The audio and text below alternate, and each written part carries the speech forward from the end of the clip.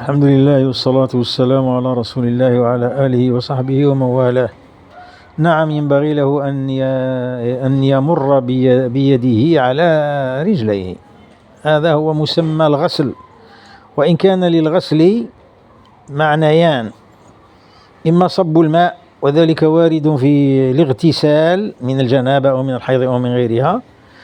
وأما في الوضوء فلا بد من إمرار اليد على العضو، وهما معنيان لغويان ثابتان. وقد جاء الوضوء على أحد المعنيين، والغسل على أحد المعنيين عند الجمهور. وعند مالك لا بد من الإمرار، وهما أصلان لا ينبغي أن يرد أحدهما إلى الآخر، والله أعلم.